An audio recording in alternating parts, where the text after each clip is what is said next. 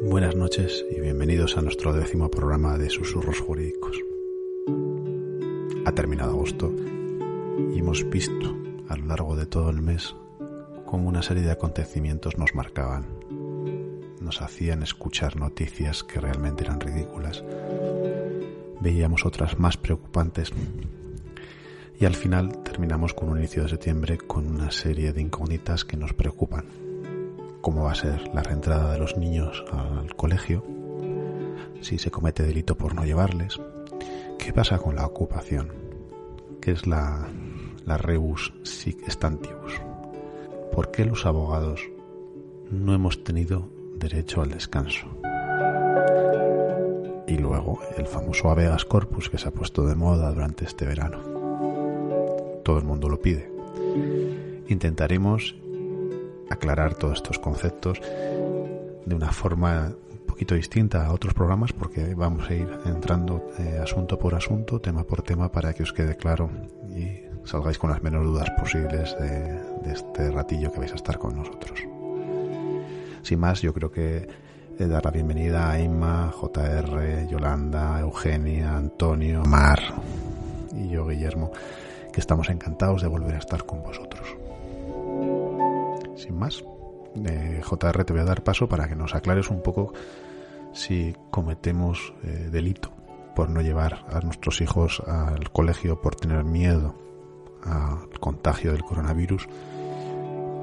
A ver, ¿qué nos puedes aclarar sobre esto y qué opinas tú sobre lo que hemos escuchado durante este mes de agosto y sobre todo ahora se acentúa en el mes de septiembre? Te doy paso. Bueno, estos días la verdad es que en los despachos estamos recibiendo llamadas telefónicas de clientes preguntando qué ocurre si se niegan a llegar, si no llevan a sus hijos al colegio por temor a que el contagio con el COVID. Si puede haber o va a haber consecuencias. Y lo que de luego yo estoy respondiéndole es que en España la escolarización es obligatoria de los 6 a los 16 años y que todos los niños comprendidos en esas edades deben acudir a clase, salvo motivos justificados, motivos que están establecidos en la Ley de Educación, que no son otros que el niño esté enfermo o que el niño esté estudiando en el extranjero o que los padres estén en itinerancia, ¿no? La pandemia, por lo tanto, no es un motivo, no se contempla como un motivo para no llevar a los menores al colegio. Si no se lleva a los menores, se puede dar lo que se denomina absentismo. El absentismo que, dependiendo de la comunidad autónoma, porque las competencias en educación están transferidas en su gran mayoría, consiste en que no vaya el niño al colegio sin justificación 5 días consecutivos o 5 días alternos durante un mes. En ese caso, ¿qué es lo que se hace? ¿O qué es lo que se hace? Pues por el centro educativo se inicia una investigación que se pone en contacto con los padres. En su caso también dan traslado a los asistentes sociales, a las autoridades educativas, y si el caso es muy, digamos, excepcional, muy excepcional, pues se pone en conocimiento a la Fiscalía.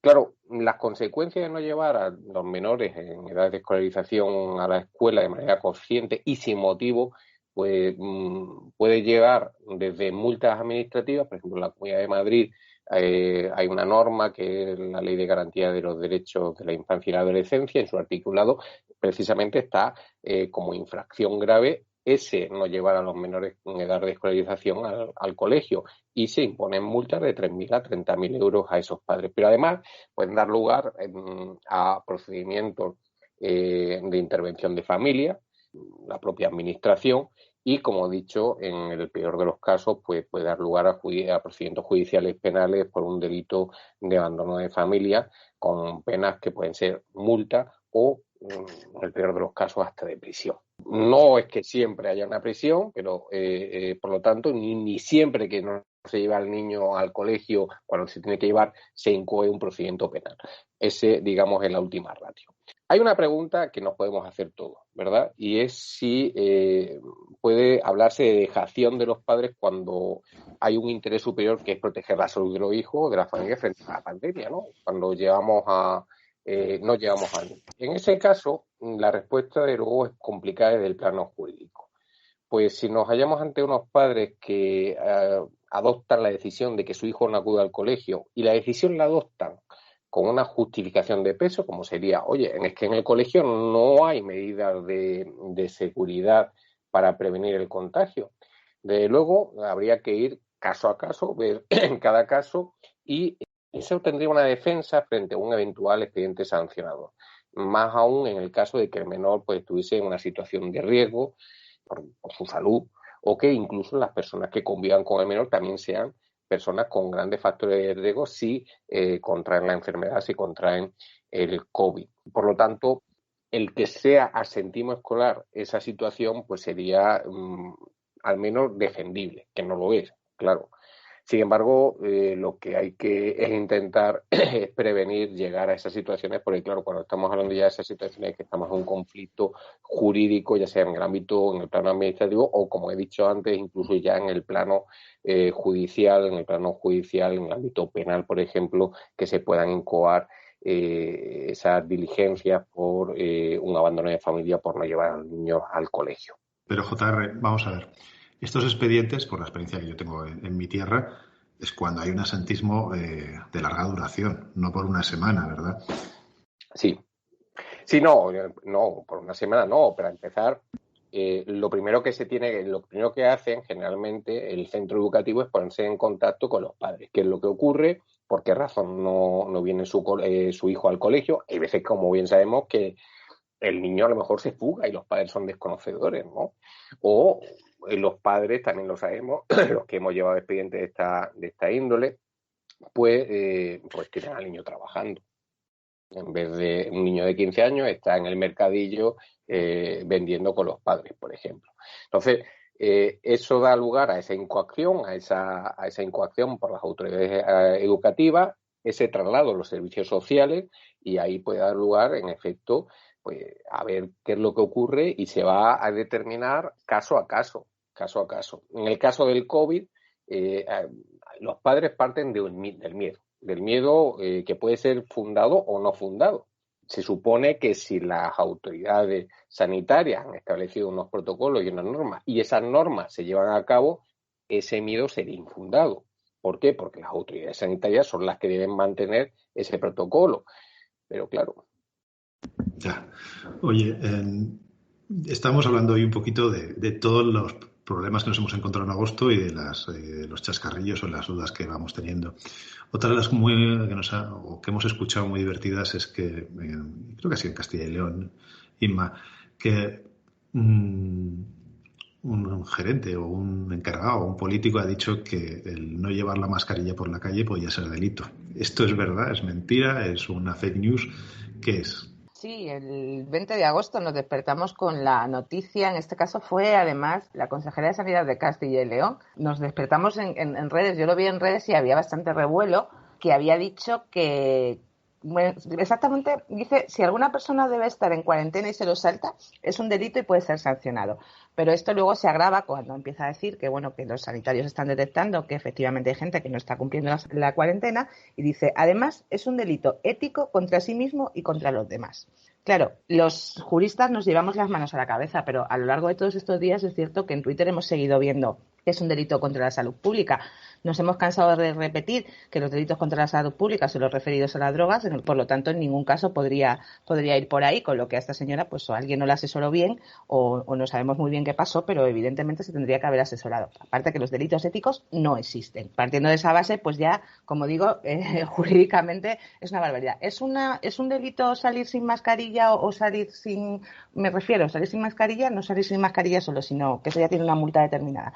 Sino cuando a ti te hacen o eres un posible positivo y te han hecho la PCR y tienes que aguantar una cuarentena, que normalmente son, me parece, 15 días o 14 días, una cosa así, o sabes que eres positivo y tienes que guardar esa cuarentena. Si tú sales a la calle y cometes un delito, pues no cometes un delito. En principio, no cometes un delito. Que de eso se puedan derivar situaciones, por ejemplo, en la que tú contagies a alguien y podamos irnos al ámbito penal, bueno, pues esto ya sería más discutible, cuestión de prueba y un montón de cosas. Pero la realidad es que, como ya ha dicho José Ramón, ha apuntado de alguna manera, el Código Penal es el último ratio. En el Código Penal solo se recogen aquellas conductas que son realmente más graves para la convivencia social. En este caso no está recogido porque el derecho penal tiene un principio fundamental que es el de intervención mínima. Cuando hay otras normas que pueden y dan soluciones a este tipo de casos, no es necesario que intervenga el Código Penal. Y en este caso existe, porque existe la Ley de Sanidad, por la que se puede multar, la Ley de Salud Pública, ¿vale?, que ya establece unas sanciones y que son unas sanciones además considerables. O sea, estamos hablando de que si es una sanción leve son hasta 3.000 euros, una sanción grave de 3.001 a 60.000 y si hablamos ya de una sanción muy grave de 60.001 a 600.000 euros. O sea, si realmente existieran conductas que pusieran en riesgo la salud pública de alguna forma, como podría ser salir a la calle cuando sabes que tienes que estar en cuarentena, se podrían imponer estas multas. Pero es que además esa misma ley dice que las comunidades autónomas y también las localidades tienen posibilidad de poner este tipo de sanciones. O sea, se puede hacer reglamentación. De hecho, en Extremadura ya se ha hecho. Nosotros tenemos desde julio, el 27 creo que se publicó en el BOE, el 22 por ahí, la Comunidad Autónoma de Extremadura ya ha regulado también ese tipo de sanciones, que en mi opinión ha calcado prácticamente lo de la Ley de Salud Pública y no solo es la única por la que se puede multar. Ahora mismo creo que existen herramientas suficientes, son sancionables. Para quien no sepa de derecho, voy a explicar un poquito porque lo del derecho de intervención mínima es importante. El ejemplo que yo pongo siempre en esto, por ejemplo, son los delitos de tráfico. Hace muchos años, como todos sabemos, si tú ibas con una alcoholemia, conducías sin carnet y te ponían una multa económica de carácter administrativa que tú podías recurrir o no. Con el tiempo, eso fue un problema social en la que había muchas muertes, en las que había muchos accidentes, y se le dio tanta importancia y tenía tanta relevancia como para que se introduzca en el Código Penal como delitos en las conducciones sin carné o las alcoholemias de cierto grado, ¿no? Pues esto es lo mismo. Ahora mismo la realidad es que esto es puntual y no está en el Código Penal, pero tiene otras formas de sancionar y por lo tanto no debemos salir a la calle e incumplir las normas porque sí van a tener un reproche. Que luego sea ética, moralmente reprochable, no tiene nada que ver con que sea un delito. Básicamente, entonces, Inma, si yo salgo sin mascarilla no es delito, pero si estoy trabajando en un bar, como pasó en Fuerteventura, yo creo, sabiendo que tengo el COVID, eso podría ser un delito, ¿no? Pues depende. Vale. A ver, en principio, claro, o sea, ¿eso ha producido algún daño lesivo que esté recogido en el Código Penal? Es decir, ¿has contagiado a alguien que le has producido unas lesiones, una muerte, una no sé qué, y luego tendremos que ir a la prueba, ¿vale? O sea, puede no ser delito, puede ser simplemente, como te estoy diciendo, sancionable y con carácter administrativo, porque para eso está la Ley de Salud Pública. Y ahí tenemos trabajo como abogados de la defensa, imagino, sí. ¿No? Oye, voy a pasar a Antonio, que nos va a hablar de la ocupación, y un comentario, un delito, ¿cómo era? ¿Un delito inmoral? No, un delito ético, es lo que había dicho la consejera, es lo que es una inmoralidad, lo que pasa es que es una mejor así, ¿no? Antonio, hoy tú, yo sé que has dado ponencias sobre ocupación y lo tienes muy estudiado. Llevamos todo el verano escuchando lo que son los tipos de ocupación en Twitter, en Facebook, en todas las redes sociales, en las noticias. Escuchamos barbaridades sobre unas posiciones, sobre otras. Que ¿nos puedes hacer un pequeño resumen de lo que legalmente se entiende por ocupación? Claro. Efectivamente, Guillermo, llevamos todo el verano escuchando auténticas barbaridades sobre la ocupación, que se ha convertido en un tema estrella y desde un punto de vista político se ha convertido también en un tema estrella, lo cual probablemente a nivel jurídico lo ha convertido en un disparate, ¿no? Mira, en primer lugar me gustaría dejar claro que es un ocupa, es una persona que se instala en una vivienda deshabitada sin tener ningún tipo de derecho a ello, ¿no? Y tendríamos que empezar a diferenciar, lo digo por noticias que hemos leído incluso este verano y hemos escuchado en programas de Antena 3, de Máxima Audiencia o Telecinco, no tiene nada que ver con aquella persona que verbal o escrita tenga un contrato verbal o escrito y que no pague la renta. Estaríamos ante un arrendatario y no ante un ocupa, ¿no? Tampoco tiene que ver con el precario y por eso viene con la figura del 2018, porque si bien es cierto que el precario tampoco paga ninguna renta ni merced, como hemos dicho siempre en derecho, La posición del precarista es que siempre entra de forma autorizada en la casa, para que cualquiera lo pueda entender.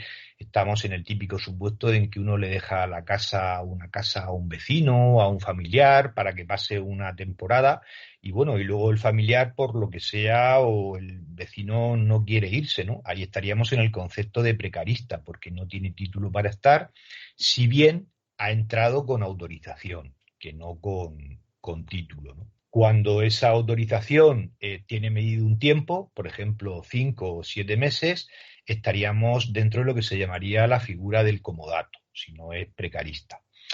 Y por último estamos en la del ocupa, que generalmente es una persona que cae fuera del ámbito familiar, fuera del ámbito de los conocidos y que directamente ocupa un inmueble, ¿no? Aquí es donde se ha generado muchísima leyenda urbana, como la de las 24 horas de intervención de la policía, que no figura absolutamente en ningún sitio, o sea, directamente es que no existe, ¿no? Entonces, pues vamos a intentar poner un poquito de orden en todo eso para que sepamos a qué atenernos, ¿no? Vamos a ver, en primer lugar hay que dejar claro que no vivimos en un mundo en el cual tú bajes a tomar café y corras el riesgo de que subas una hora después y te encuentres unos señores dentro de tu casa, ¿no? Es decir, no es así, ¿no? La mayor parte de las ocupaciones ilegales se producen en viviendas que están deshabitadas, que no son ni siquiera ni primera ni segunda vivienda. Son muy poquitos los casos que se producen en primera o segunda vivienda, ¿no? Que es lo que estaríamos dentro del allanamiento de morada, ¿no? Es cierto que se ha convertido en un problema importante porque ya no son familias que no tengan casa y que entran, ¿no?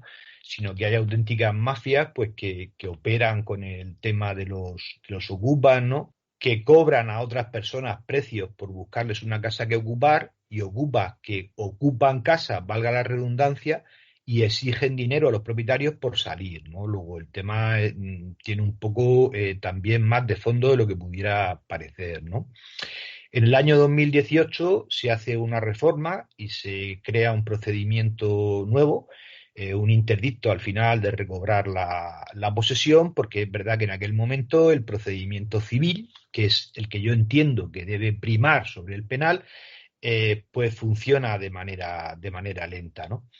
Pero para mí el gobierno entonces comete un error, y es que la legitimación activa se la da solamente a las personas físicas y no a las personas jurídicas. Trata de excluir o excluye expresamente a los bancos, ¿no? Vale, pues como si aquello de que los bancos fueran malos y por tanto... Pero bueno, eso es un concepto casi político que no debe regular jurídicamente por dos cuestiones muy claras, ¿no? Primero, porque todo el mundo tiene derecho a una vivienda digna, pero es verdad que la propiedad o ese derecho a esa vivienda digna debe de activarse mediante políticas sociales, ¿no? Y no en función de la propiedad privada, sea de un banco o sea de una persona física.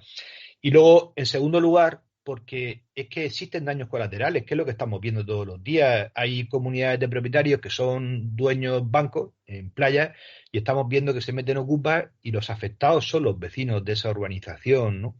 Entonces, quizá una primera solución para este problema dentro de la vorágine de reformas legislativas que estamos viendo en una carrera que todo el mundo quisiera hacer y que estaría bastante bien, sería que las personas jurídicas también tuvieran derecho a ese interdicto que funciona relativamente bien. Eso es otra historia, en 3 minutos no tenemos bastante, pero voy a hacer un podcast exclusivo para susurros jurídicos en el que vamos a ponerlo todo bastante claro. Incluso vamos a explicar cómo funcionan los manuales de los ocupas, que son auténticamente maravillosos, obras de ingeniería jurídica, ¿no? Bueno, pudieran entrar y yo creo que ayudaría bastante a paliar el problema. Si tu cliente o quien sea es una persona jurídica, pues tienes que irte al artículo 250, protección de derechos inscritos. Es decir, son los dos procedimientos dentro del ámbito civil que existen. Ya digo que lo ideal sería que las personas jurídicas también pudieran ir al proceso de tutela sumaria, pero solamente a día de hoy personas físicas. Comunidades de propietarios, que es un problema muy importante, se ven muy afectadas, sobre todo en las zonas de playa, también únicamente pueden ir al procedimiento del artículo 7.2 por actividades molestas. Vamos dentro del ámbito penal. Lo voy a explicar, estamos dando pinceladas y es muy breve. Aquí también hay una confusión, ¿no? Porque si el ocupa entra en la primera vivienda, es decir, en lo que es tu morada, y aquí el Tribunal Supremo, la Sala Segunda, ya dijo hace bastante tiempo que por morada se entiende no solamente tu primera vivienda, sino que esté habitada, es decir, si tú tienes una casa y vas los fines de semana, seguiría siendo también morada. Ahí no hay problema, es decir, que es el supuesto que más corre por la prensa, lleva 3 años y se fue a tomar café y entraron en su casa. Eso no es cierto, es imposible que se dé ese supuesto legalmente. No es cierto, porque la policía actúa con carácter inmediato porque lo prevé el artículo 18 de la Constitución, lo prevé el artículo 15 de la Ley de Seguridad Ciudadana, el 533 de la Ley de Enjuiciamiento Criminal, el artículo 18 de la Constitución Española, y porque los jueces inmediatamente, si la policía no actúa, con el tema suficientemente claro que estaría, porque cualquiera puede demostrar que está viviendo allí, eso es su vivienda, los ocupas serían lanzados inmediatamente. Siempre que nos encontremos dentro del artículo 202 del Código Penal, estaríamos hablando de allanamiento de morada, ¿no? Que llevaría unas penas de 6 a 2 años y con violencia de 1 a 4 años. Los casos en que técnicamente se puede hablar de ocupa son los que el Código Penal se recoge como delito de usurpación, que son los del 245.2 del Código Penal, que se trata de inmuebles abandonados, que son los que suelen tener los bancos, que es donde más se producen, que no vive nadie, o una tercera vivienda que nosotros tenemos en el campo o en Palencia, si yo vivo en Cartagena, y que hace 20 años que no sé nada de ella, ¿no? Dependiendo de la violencia que se emplee, estaremos ante un delito leve o ante un delito de carácter más grave, ¿no? Yo creo que aquí sí hace falta también otra reforma, ¿no? Porque cuando no se acude a la vía civil y terminamos en este tipo de procedimientos, es verdad que, como todo procedimiento penal, se ralentiza muchísimo en el tiempo, ¿no? Y es verdad que los ocupas cuentan, ya lo digo, como jurista, incluso como profesor que soy de universidad, con auténticos manuales que son prodigiosos. O sea, te los lees y dices, madre mía, chapó, qué obra maestra, qué pedazo de abogado, ¿quién habrá hecho esto, no? Entonces, pues deberían de activarse más, un poquito en la línea de, y ya voy terminando, la famosa directriz de la Fiscalía de la Audiencia Provincial de Baleares, ¿no? En el sentido de activar más las medidas cautelares o incluso abrir canales para que en este tipo de delitos pudiera, en algunos parámetros, venir actuando la policía y sobre todo que se pudiera pedir a través de la Fiscalía o la acusación particular, si es que existe, se pudiera pedir con mayor, digamos, concesión, que los jueces fueran más receptivos a la hora de acordar la medida cautelar, siempre que se dieran los presupuestos y estuviera claro que a día de hoy, es decir, que ese supuesto no se da. ¿Hace falta una reforma? Sí, evidentemente hace falta una reforma. Creo que en comparación con los países de nuestro entorno, la respuesta del Estado no es la que debería ser. Vivimos como tenemos la sensación en un país en el cual uno va a celebrar su cumpleaños y cuando vuelva se lo puede encontrar su casa ocupado con 5 ocupas. No, eso tampoco es la realidad y no funciona de esa manera. Eso es así a grosso modo y si os ha quedado claro lo que os puedo comentar. Cualquier duda que quieras preguntarme, Guille, porque no te haya parecido claro. Vamos a dar paso o vamos a esperar a que nos hagas el programa específico porque es muy interesante y ahí podemos plantear más preguntas que puede ser curioso, si te parece. Vale.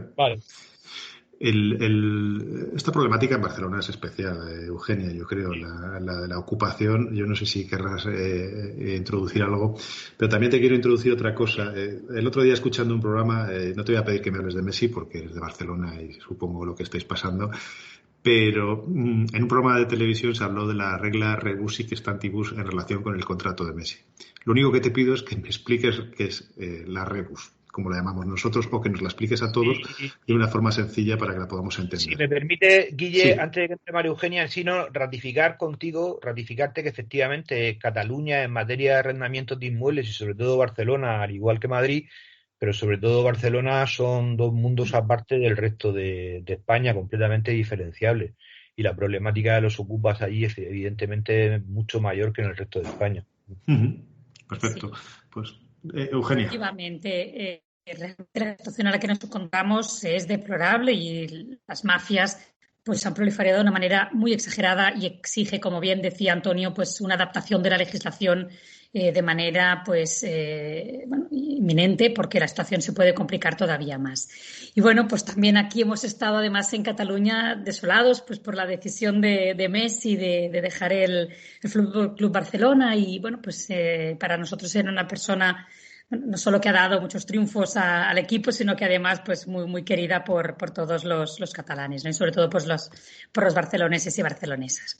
Pero bueno, sí es cierto pues que hubo un programa, ¿no?, en el que se hizo alusión a la cláusula rebus sic stantibus, que es muy importante que tengamos claro de qué se trata. Y precisamente haciendo un poco y continuando con Antonio, que hacía referencia a que tenemos que adaptar nuestra legislación a Europa, precisamente con esta cláusula también yo apelo a este llamamiento, a esta reforma legislativa que debemos hacer en España para adaptar estas circunstancias que se están produciendo y estas cláusulas y instrumentos jurídicos que se utilizan en otros ordenamientos jurídicos europeos y que ahora pues voy a exponer, porque realmente sin duda son instrumentos que nos van a ayudar muchísimo en estos momentos de crisis y de situación en la que estamos viviendo, ¿no? Porque pues tanto Italia como Francia como Holanda contemplan esta cláusula en su ordenamiento jurídico, así como también pues el derecho civil de Navarra también la prevé, pero nosotros en nuestro ordenamiento jurídico no existe como tal y se prevé en la jurisprudencia, como bien sabéis. La cláusula rebus pues es aplicable en determinados casos en los que se ha alterado de forma fundamental y sustancial el contenido económico de una de las obligaciones a las cuales viene contraída una de las partes, o en todo caso pues la proporcionalidad entre estas prestaciones, precisamente por haberse producido unas circunstancias imprevistas como las que hemos vivido ahora con ocasión de la crisis del COVID y que han sido de una afectación extraordinaria en la población, ¿no?, en todo su conjunto, de todas las actividades que se estaban desarrollando. La crisis sanitaria pues ha conllevado una crisis económica y social de una manera exagerada que todos hemos podido visibilizar y que sin duda pues hace necesario que ante la situación en la cual se están encontrando muchos particulares en que se ven compelidos a no poder cumplir con sus obligaciones, pues tengan la necesidad o puedan verse en la necesidad de poder revisar estas cláusulas contractuales que en su día suscribieron, con unas circunstancias concretas, en un entorno concreto y que, por lo tanto, al haber variado, han de verse posibilitadas a poderlas modificar. El hecho de poder hacer y llevar a cabo y aplicar estas cláusulas que se prevén en los contratos, como bien decíamos, de toda la legislación europea, pero no en España, permite, sobre todo, el mantenimiento de las relaciones contractuales. Que estas relaciones contractuales no se extingan y que, por lo tanto, permite mantener la economía en general de todo el país, incluso, ¿no? El poder mantener un contrato laboral, poder revisar un contrato de arrendamiento en unas circunstancias excepcionales y de manera temporal, pues facilitará en todo caso esta permanencia de la relación entre las partes. Con todos esos antecedentes y regulaciones que hacíamos referencia a nivel europeo, resulta evidente que la situación actual pues nos aboca a una necesidad de dar una respuesta adecuada a los problemas contractuales que se están derivando de la crisis económica que estamos sufriendo actualmente y que sobre todo pues vamos a ir viendo cómo la situación puede ir también agravándose. Por lo tanto, es muy importante que nuestro ordenamiento jurídico pueda adaptar estos principios europeos del derecho de la contratación y que lo pueda encajar en nuestro ordenamiento jurídico y regular la cláusula rebus sic stantibus. Nosotros creemos que esta cláusula debe producirse y debe introducirse en nuestro ordenamiento jurídico con la máxima celeridad, porque realmente pues, va a permitir realmente dar un poco pues, una respuesta a estas crisis imprevistas y generales. Ahora ha sido la del COVID, en su momento fue la crisis inmobiliaria también que dio lugar pues, al primer planteamiento y de la necesidad de regular la rebus sic stantibus en el ordenamiento jurídico español. Pero sin duda que el derecho creo que ha de ser y ha de analizar este procedimiento de cambio y de adaptación jurídica, hemos de ser capaces de adaptar estas figuras jurídicas a nuestro ordenamiento con celeridad, como bien decía, y aquí pues también los colegios profesionales que estamos viendo cómo se está desencadenando en nuestros despachos, la situación que están viviendo los particulares, que se ven pues bueno presionados por el cumplimiento de unos contratos en los cuales les es imposible cumplirlo, ¿no? Precisamente por esta variación de las circunstancias, pues que les podamos ofrecer esta figura tan necesaria como es la cláusula rebus sic stantibus, que, claro, vuelvo a decir, es precisamente para modificar una relación contractual para garantizar su supervivencia, no para resolverla, sino para garantizar esta supervivencia y que transcurrido el periodo de crisis pues pueda volver a la normalidad y se pueda volver en la situación de la cual partíamos, ¿no? Por lo tanto, creo que esta crisis nos tiene que hacer reflexionar sobre todo respecto al principio de solidaridad. Creo que es un momento en el cual todos tenemos que ser muy solidarios y yo siempre creo que esta cláusula precisamente hace un poco este llamamiento a esta solidaridad que debemos tener todas las partes que estamos involucradas en contratos de todo tipo, en todas las esferas del ámbito jurídico, social, económico, cultural y que, por lo tanto, podamos hacer estas modificaciones puntuales a estos contratos que van a permitir pues que realmente pueda pervivir la relación. Creo que es muy importante que esta figura, que es válida, que es eficaz, que puede realmente pues hacer pervivir estas relaciones, se adapte en nuestro ordenamiento, como os comentaba.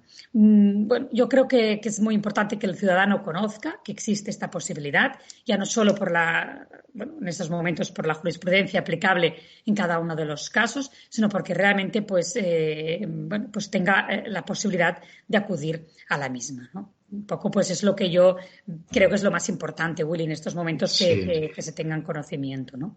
Eugenia, has hablado de solidaridad. ¿No crees que es más inteligencia económica? Es decir, claro, evidentemente, ¿no? Al fin y al cabo va a ser pues el sentido común que decíamos siempre, ¿no? En estos momentos, además, nuestros juzgados van a estar colapsados para resolver contratos, para reclamar cantidades. Es decir, hay toda una serie de situaciones en las que nos vamos a encontrar consecuencia del incumplimiento contractual que va nuevamente a saturar todavía más los juzgados y, por lo tanto, los juristas hemos de ser capaces de ofrecer un instrumento como es la cláusula rebus sic stantibus para poder mantener estos contratos, para asegurar y garantizar su supervivencia, para al fin y al cabo pues dar esta posibilidad de que la economía de nuestro país no decaiga, ¿no? Que se pueda mantener, garantizar pues bueno lo que decíamos, puestos de trabajo, contratos, etcétera, ¿no? Precisamente dando todos y aplicando el sentido común para poder modificar esas cláusulas que en su día se pactaron de común acuerdo por las partes y poderlas renegociar, poder hacer esta renegociación de los contratos, ¿no? Sí, me recuerda mucho al principio de la ley concursal cuando proponíamos convenios y ningún banco, a nadie los aceptaba, ni los proveedores, porque entendían que perdían un poquito, un 25, un 30. Al cabo de 4 años de concursos, todo el mundo aceptaba cualquier tipo de convenio porque entendían que era la única forma de cobrar un poquito. Y un poco la regla es lo mismo, ¿no? Exacto. Y yo creo que sin duda va a ayudar a paliar la crisis. El aplicar la cláusula ayudará a paliar esta crisis y a poderla superar de una manera más digamos, más seria, ¿no? Fácil, sí. Organizada. Sí. Yolanda. Los juzgados están colapsados. Se toma una medida estupenda para descolapsarlos, que es habilitar el mes de agosto a los abogados. Derecho a descanso. ¿Tenemos derecho a descansar los abogados o somos esas personas tan malas que ganamos tanto dinero y que vivimos tan bien que no tenemos derecho a nada, absolutamente nada? ¿Tú qué opinas? Uy, si viviéramos tan bien, sí que tendríamos derecho a descanso porque no estaríamos trabajando en esta profesión. Bueno, lo que ha pasado este mes de agosto, bueno, pues ¿para qué volver sobre lo que ya ha pasado? Quiero decir, ya estamos a día 1 de septiembre y es un absurdo, pero sí hay que tener memoria de lo que ha pasado, de por qué nos hemos visto abocados a esto. Que evidentemente todos coincidimos en que, porque además todos los sectores coinciden en que no es una medida que sirva a habilitar 20 días de agosto para desatascar el tremendo atasco, lo terrible que tenemos la situación de la justicia en este país. Lo que pasa es que esa es una medida fácil y gratis y de quedar bien en lugar de aportar dinero, de aportar medios que sean suficientes tanto para una transformación digital seria como para instaurar nuevos juzgados, más personal en todos los juzgados tramitando. Eso cuesta mucho dinero, entonces lo fácil y lo que vende en prensa, es decir, han estado 3 meses parados en sus casas, pues ahora que trabajen 20 días de agosto, que parece ser que no es tanto. Bueno, evidentemente esto es un absurdo, cualquiera con 2 dedos de frente es capaz de verlo, porque todo el mundo efectivamente tiene derecho a descanso. Y solo voy a decir una cosa, y es que la agencia tributaria, que nos lleva de calle todo el tema de la informatización de sus procedimientos y de todo lo demás, hace mucho tiempo que estableció unos días en los que los profesionales que se relacionan con Hacienda, los gestores tributarios, cualquier abogado que lleve también temas tributarios, puede señalar durante el año los días en los que no quiere ser notificado, ¿vale? Esto que es una tontería, porque hoy en día con todos los sistemas informáticos es facilísimo de hacer. Ellos lo tienen hace mucho tiempo y nosotros no somos capaces de tenerlo. Venimos de una tradición jurídica en la que el mes de agosto es inhábil en civil, porque todos sabemos que no lo es en penal, no lo es en laboral para determinadas cosas. Si todos sabemos perfectamente, los que estamos en este trabajo, para los que no lo conozcan, cuando se están tramitando unas diligencias previas en un procedimiento penal, todos los días del año son hábiles, todos los días son hábiles, es decir, no se para la justicia en el mes de agosto. Pero sí es cierto que el respiro de que fuera inhábil en civil pues nos daba esa tranquilidad de que por lo menos nos podríamos coger unos días, ¿vale? Este año no ha sido así, porque aunque se ha vendido al público en general que 10 días eran inhábiles, esto al final se ha convertido en la nada, porque se han efectuado notificaciones los últimos días de julio que nos obligaron a hacer los escritos durante los primeros días de agosto, de tal forma que ni siquiera los 10 primeros días de agosto los hemos tenido libres para descansar. Todos nos hemos tenido que ir, los que nos hayamos podido ir unos días, pues con nuestros ordenadores, con nuestro lector, etcétera, etcétera. Y yo vuelvo a insistir, como he dicho muchísimas veces en Twitter, ¿por qué no aprendemos un poquito de la agencia tributaria, de cómo se gestionan los procedimientos y de esos días en los que los profesionales pueden señalar que no quieren recibir notificaciones para poder tener un descanso? Es que la agencia tributaria, hace años me dijeron un economista que la agencia tributaria estaba en el presente y la justicia estaba en la edad cuaternaria, o sea, estábamos en la prehistoria. Totalmente. Además, a mí no me importaría, en lugar de que fuera en el mes de agosto, que me dijeran que tengo 30 días para repartir a lo largo del año sin notificaciones. O sea, no es algo que tenga que ser exactamente en el mes de agosto. Al contrario, yo tengo muchísimos compañeros que nos vemos obligados a coger las vacaciones otros años en el mes de agosto, cuando a lo mejor sería pues muchísimo mejor irnoslas repartiendo a lo largo del año y dejar agosto ahí como un mes en el que se puede trabajar quien quiera. O sea, no veo mayor problema en eso.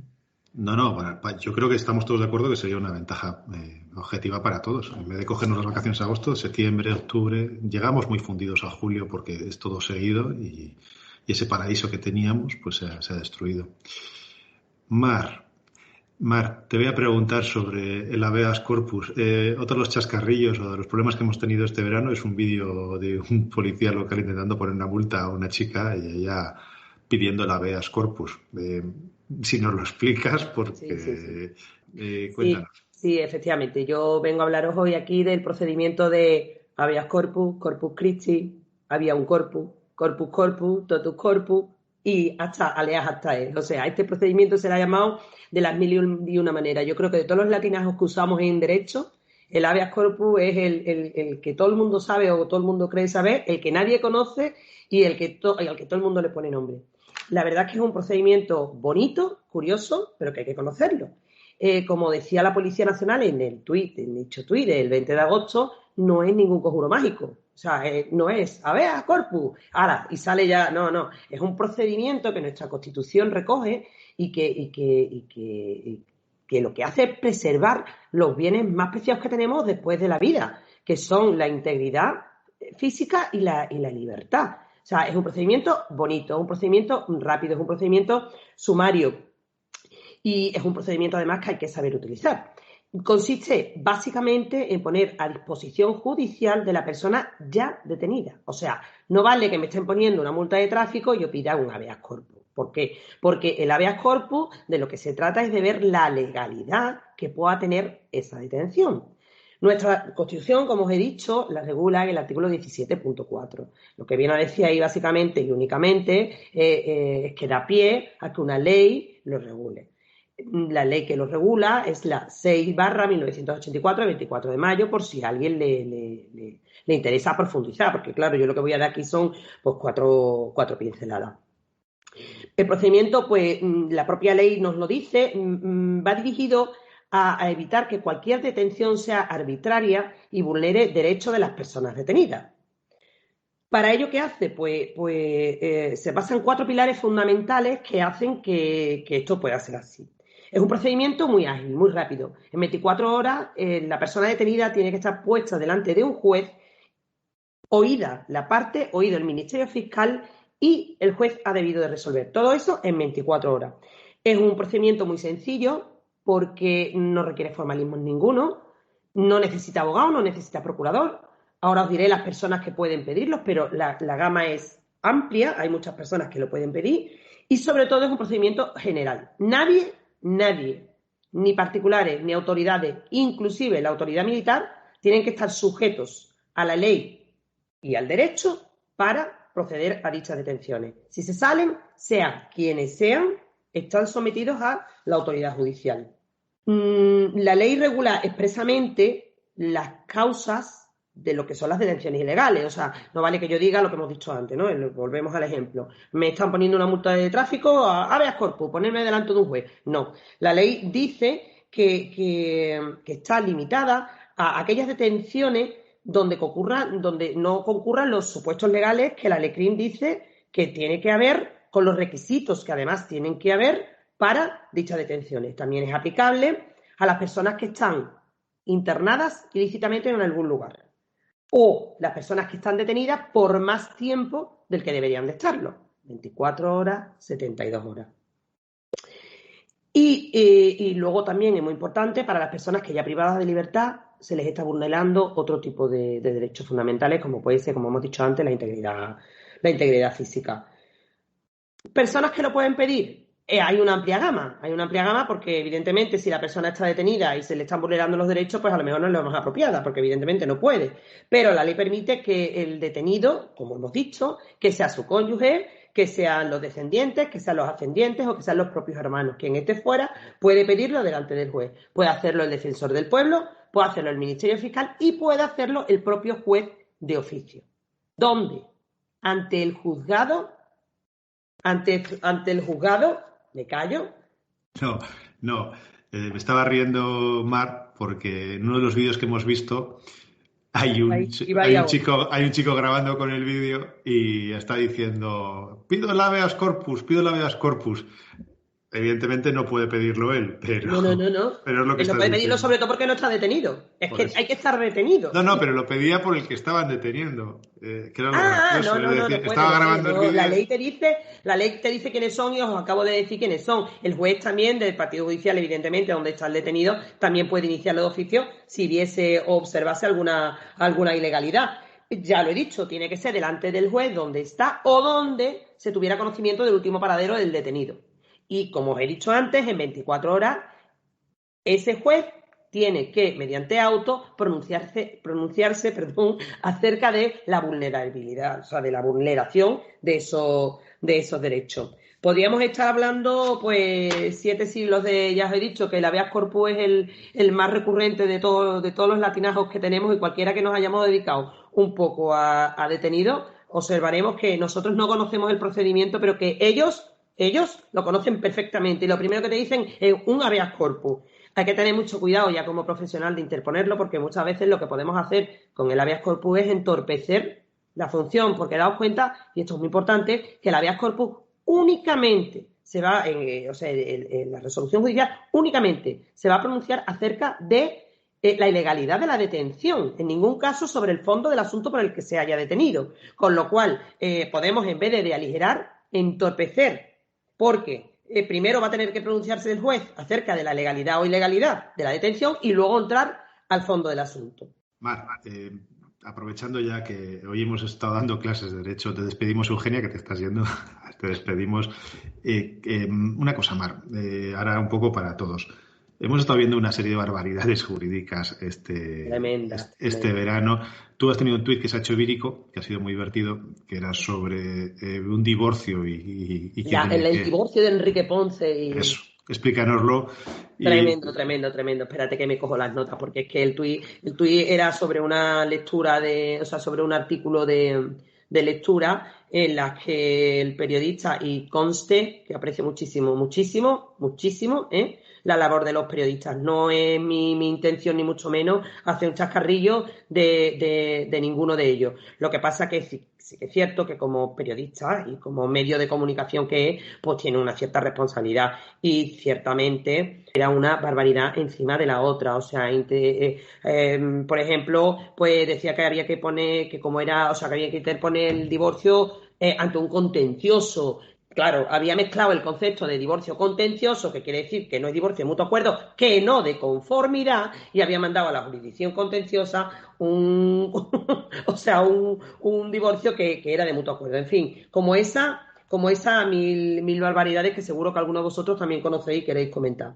Como por ejemplo que la resolución lo presentaba un magistrado, creo recordar. Sí, que además representaba las dos partes, ¿eh? Pero bueno, a mí lo que más ya como penalista me llegó al alma fue lo de la conformidad, que yo lo que a mí me venía a la cabeza es una reducción en la pensión de alimentos del tercio de la pensión, una encima de la otra.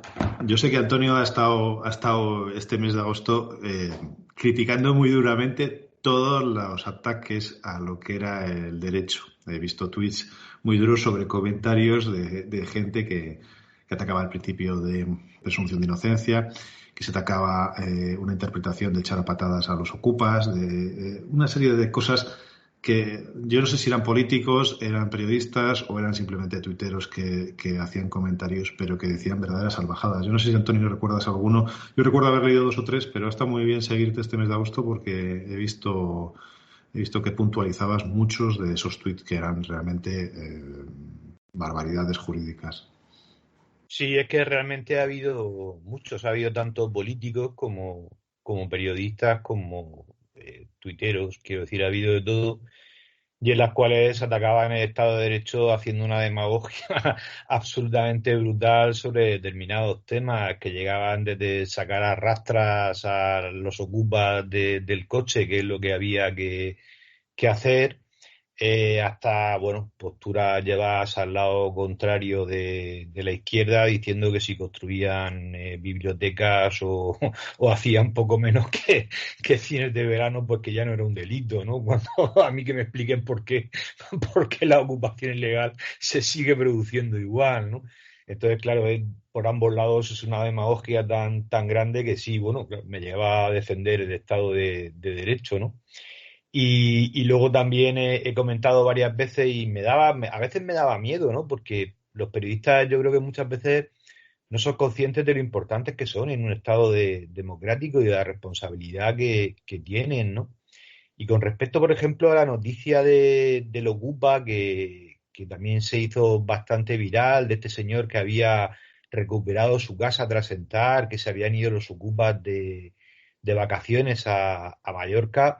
Canastos, esto se trató en un programa de máxima audiencia en Antena 3 por la mañana, se trató en un programa de máxima audiencia en Telecinco, salió en ABC, salió en La Vanguardia, es decir, salió en periódicos y medios de comunicación muy serios. Era todo mentira y lo trataban con la mayor naturalidad. Este señor decía que había hecho un contrato verbal y lo seguían tratando los medios de comunicación como un ocupa. Este señor decía que había puesto un procedimiento judicial y se veía que lo había perdido y, lo seguían tratando como un ocupa, que, oye, tenía un morro espantoso porque llevaba ahí 5 años, pero no era un ocupa.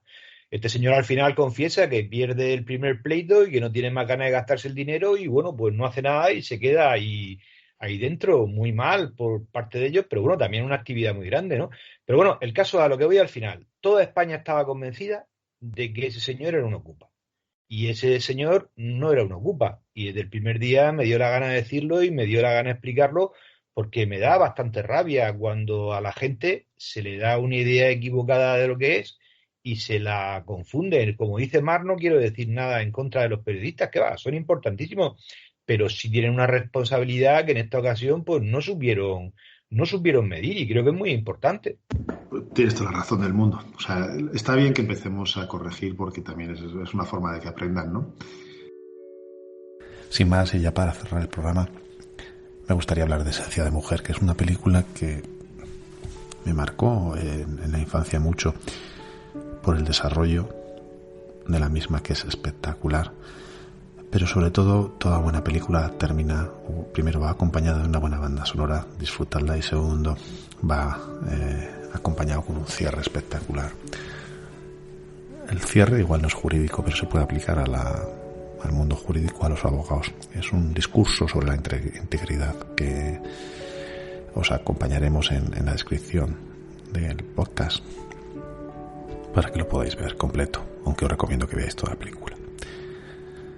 Viene a decir en el discurso final que en nuestra vida hay muchos caminos, que el camino más complejo posiblemente es el que nos obliga a cumplir con nuestros deberes morales, con nuestras obligaciones. Eso posiblemente no nos dé dinero, posiblemente nos haga daño, nos quites la salud, pero nos hará crecer como personas, nos hará sentir que lo que hacemos tiene un significado, nos hará un poquito más grandes, aunque más pobres, pero ese camino es el que los abogados no debemos de perder, aunque tengamos muchas tentaciones en nuestra vida. Muchas gracias y buenas noches.